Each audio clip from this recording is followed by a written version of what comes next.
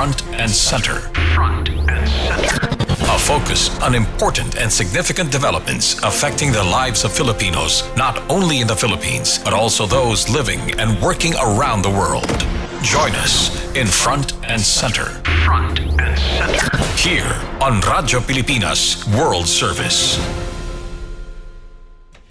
Good day, welcome to Front and Center, where we focus on developments in the Philippines, legislation that provides policies and directions that strives to promote a better economy for the country, issues that concern the welfare and well-being of every Filipino. All of these and more will be Front and Center. You can watch this program live on our Facebook page. That's Radyo Pilipinas World Service. You can also hear us live on audio streaming at Evox PBS Receiver app. So join us for another edition of Front and Center with your host, Jerome Toledo. Front and Center. Here on Radyo Pilipinas World Service. The Supreme Court has partially lifted the restraining order or the temporary restraining order it issued in 2022 against the implementation of the no-contact apprehension policy of the Metropolitan Manila Development Authority. SC spokesperson Camille Ting said it granted the urgent motion filed by the Office of the Solicitor General on behalf of the MMDA to partially lift the temporary restraining order or TRO issued August 30th, 2022. The partial lifting of the NCAP covers only major thoroughfares in Metro Manila, especially at C5 and EDSA. The SC issued the TRO after some transport groups like Kapit, Pasang Mazda, Alto DAP, and the Alliance of Concerned Transport Organizations questioned the NCAP's constitutionality.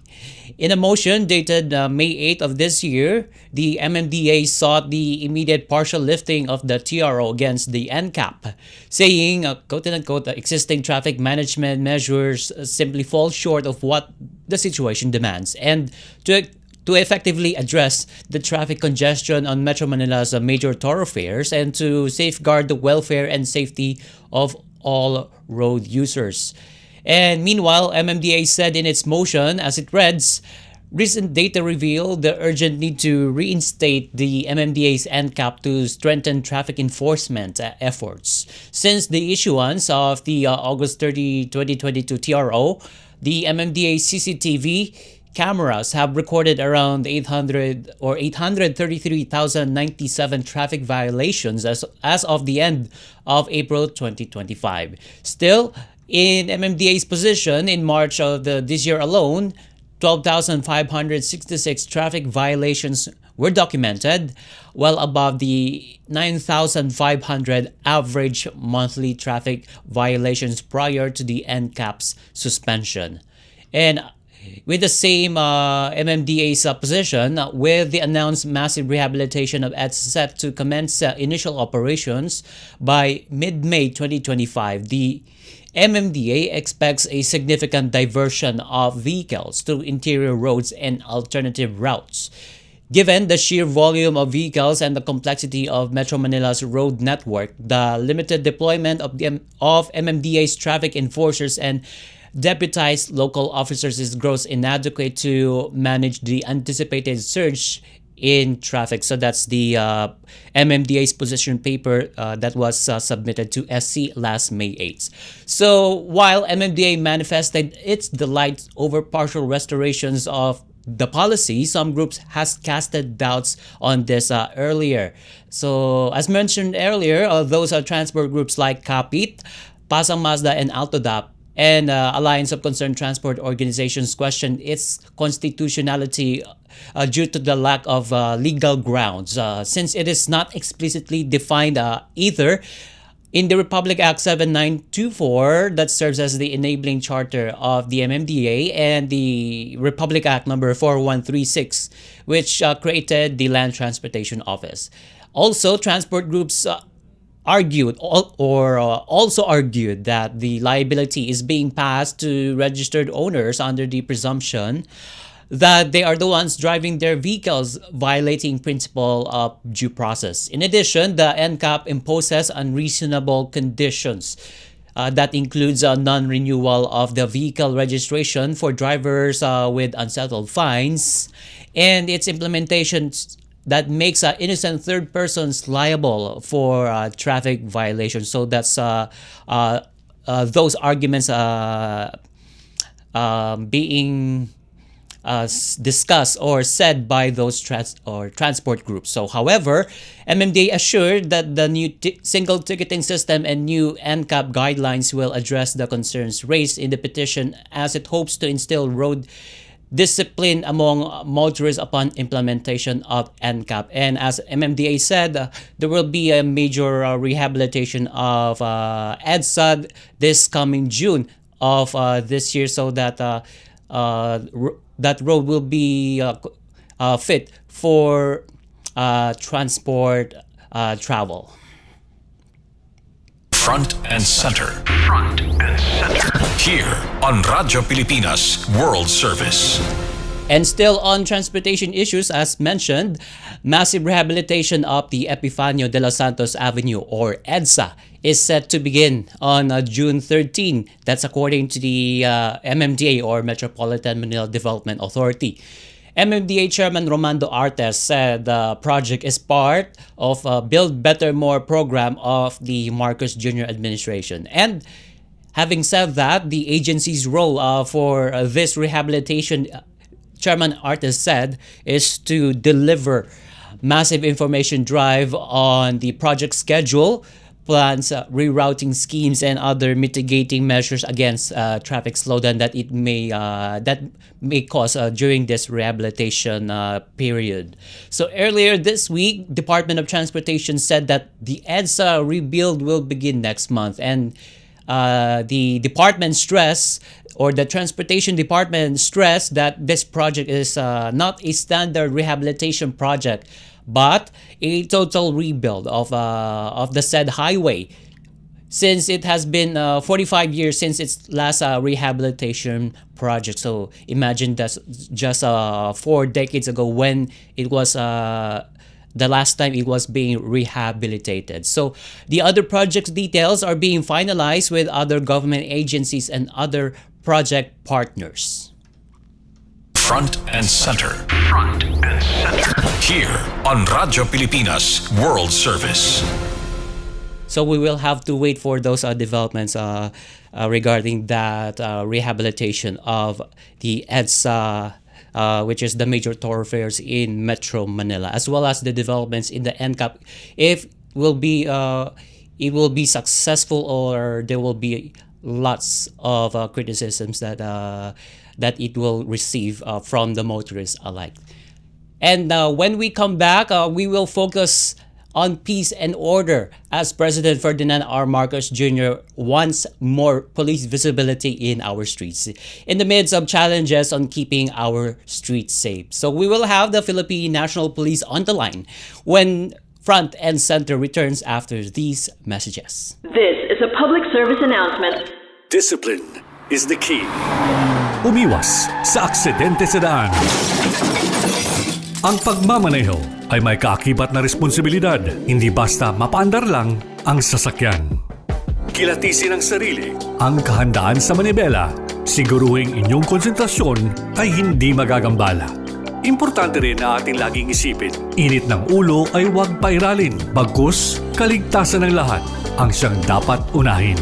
Isang mahalagang paalala mula sa Presidential Broadcast Service at Radyo Pilipinas, Radyo Publiko, 738. This is a public service announcement. Public service announcement From PBS, Presidential Broadcast Service at Radyo Pilipinas, Radyo Publiko, 738. Paliwanag mo sa tao na hindi totoo yan. Dahil ang totoo, yung totoo ang dapat ninyong malaman. Nagkalat sa internet ang fake news Ang o ginagawa mali ng at fake news, tinatapon niyo yung tao. What they are doing is creating panic. We say no. Yung pagkalat ng fake news. And some of it's dangerous. Sana iwasan po natin pag-spread ng fake news. At di magpapakalat ng disinformation at misinformation ang kasulukuyang administrasyon. Stop telling us fake news because you're wrong. Para sa totoo at mapagkakatiwalaang mga balita at impormasyon, Radyo Pilipinas. Stop and Spot. Paano tayo makasisigurong legit ang impormasyong nababasa natin sa social media? Spot the source. Hindi porke nag-viral, totoo. Kaya laging i-fact check ang impormasyong nakuha at tukuyin kung credible ba ang sources ng mga ito. Spot the purpose. Hindi lahat ng nakapost ay may mabuting hangarin. Ang iba ay may intensyong makapanira lamang. Kung sa inyong palagay ay hindi nakatutulong para sa mas nakararami ang impormasyon, huwag na itong i-share para hindi na magdulot pa ng gulo o pagkalito. Spot the ownership. Legit o edit?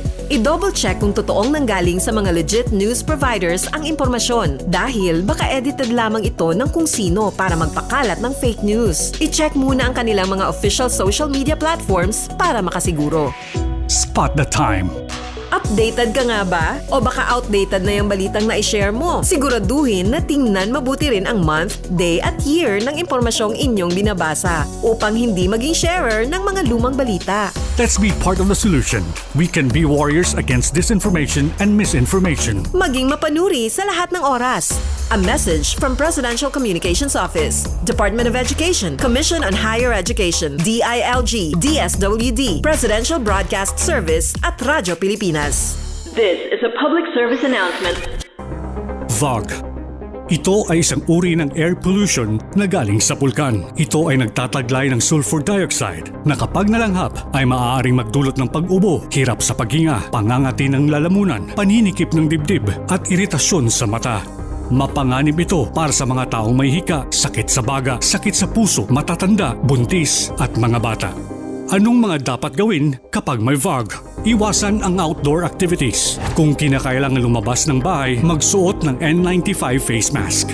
Kung may iritasyon sa mata, dahan-dahang banlawan ang mata gamit ang malinis na tubig. Dalasan ang pag-inom ng tubig kung sakaling makaranas ng paninikip ng dibdib o hirap sa paghinga. At kung patuloy na mahirapan sa paghinga, dalhin ang pasyente sa pagamutan. Maging alerto at ingatan ang sarili mula sa panganib na hatid ng VOG.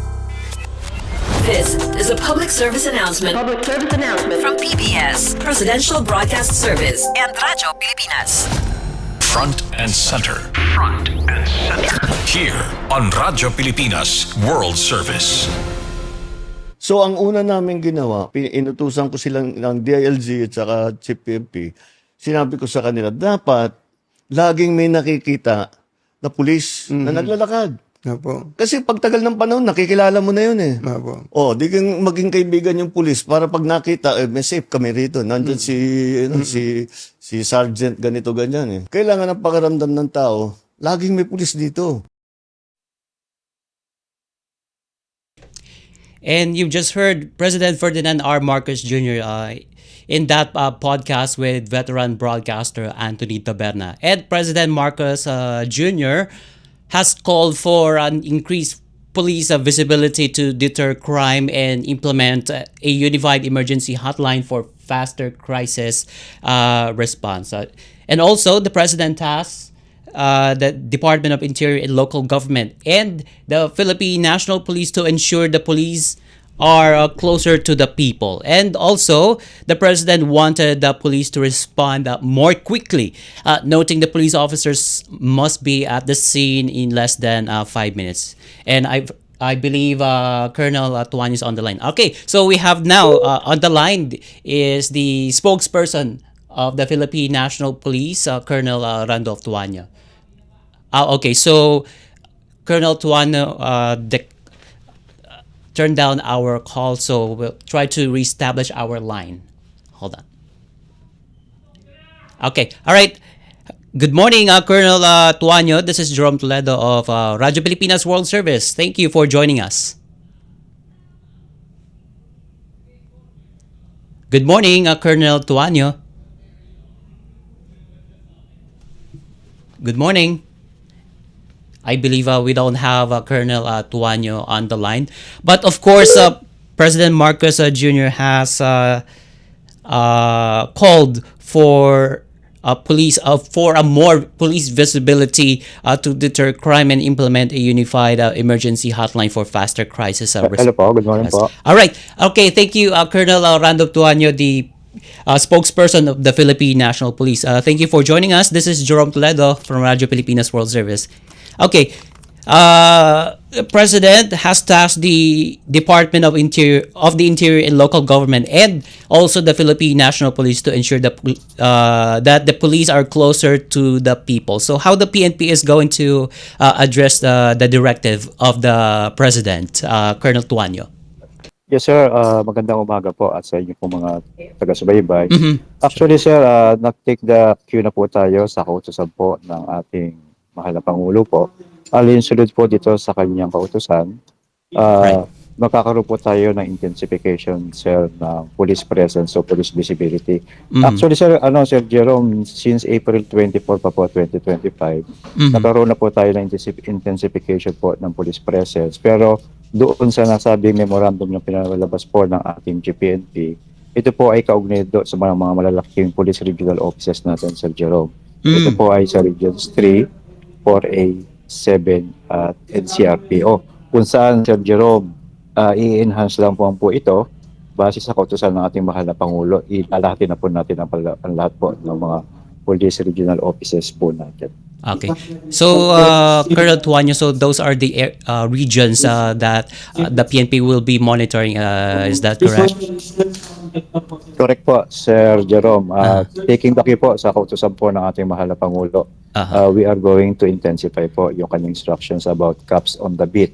But the PNP, we are calling it instead po na foot patrols and motorcycle, where the highway patrol group will take the lead as a unit so far as coordinations with NCRPO and other police regional offices for a seamless operations and deployment po ng ating mga pulisan po sa kalsada po. Okay. So, yung mga area na po yun, Colonel Tuanyo, those are the areas that the PNP monitor with high number of crimes. Tama po ba, Colonel Tuanyo?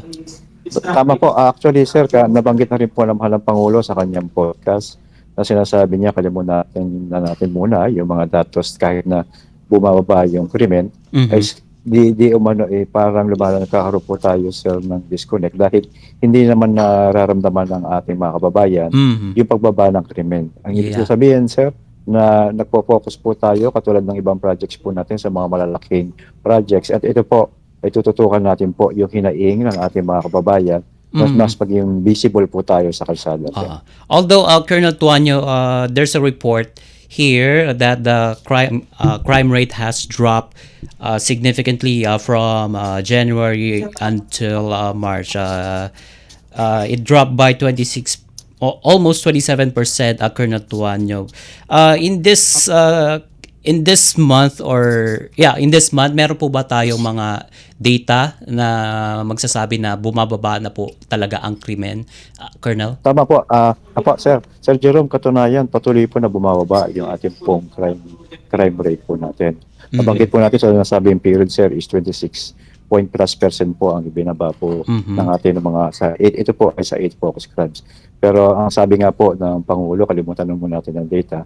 Ang importante, pakinggan natin yung hinaing ng ating mga kababayan sa barangay na mas maging visible po ang ating mga kapulisan.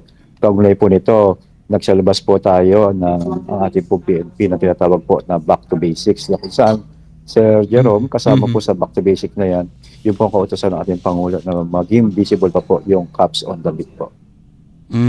Okay. So, with that, Colonel Tuanyo, meron po bang mga surveillance operations na gagawin ang PNP?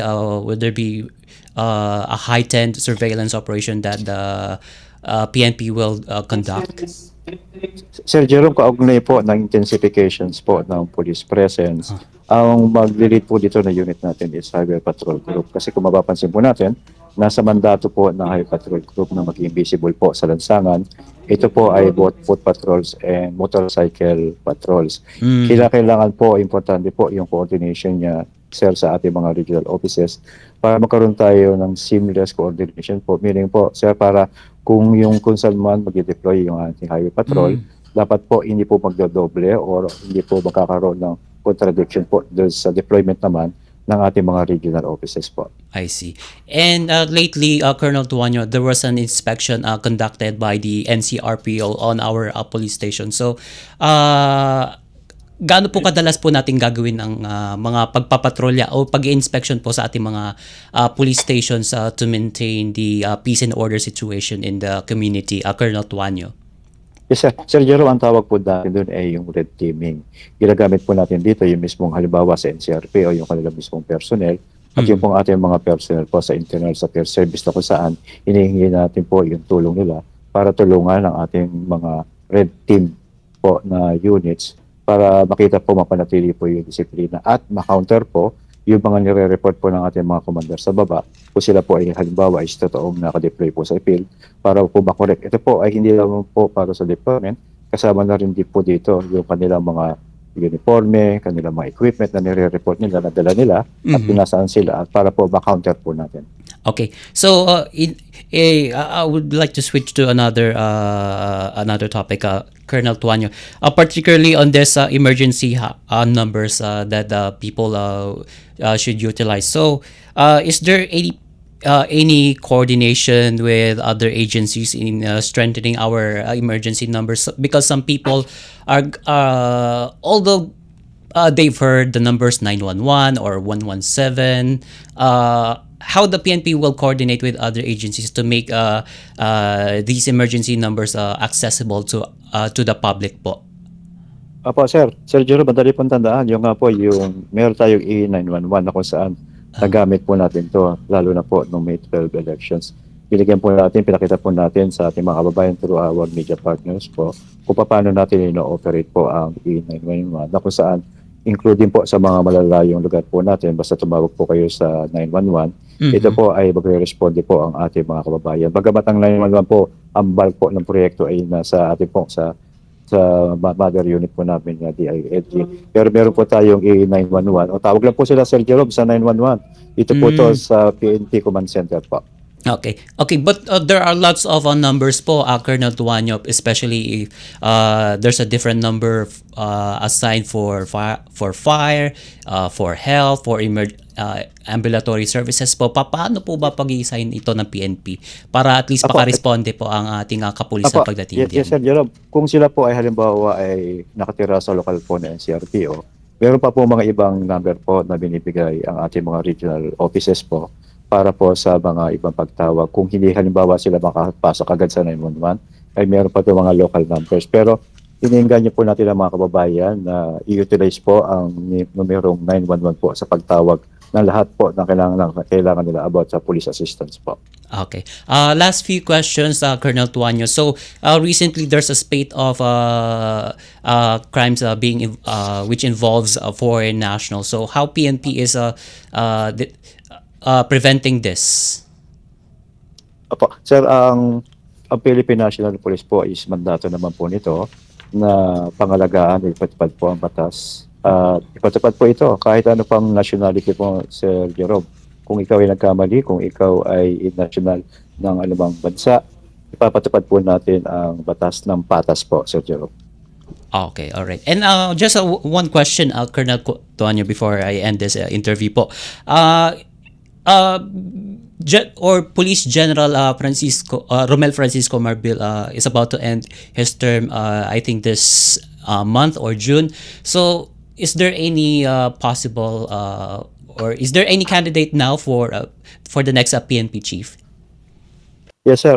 Malinaw naman po ang language po o lingwahe po ng Republic Act 6975 na kung saan sinabi po ron, Sir Jerome, that the President shall, ito po ay pamimilian niya sa listahan po na ibibigay ng National Police Commissions. Ang consideration po, Sir Jerome, ng batas ng 6975 ay yung pagbabasihan po yung seniority po ng ating pong mga kakandidato na maging chief PNP. May requirements naman siya, Sir Jerome, na ang minimum ranks po dapat is Police Brigadier General po. At pag sinabi natin, Sir Jerome, na seniority, usually po o traditionally po, ito yung mga member po ng PNP Command Group po. Okay. All right. Well said. All right. And with that, thank you for joining us in the program, Colonel Randolph Tuanyo, the spokesperson of the Philippine National Police Public Information Office. Thank you, Colonel. Maraming salamat po, Sir Jerome.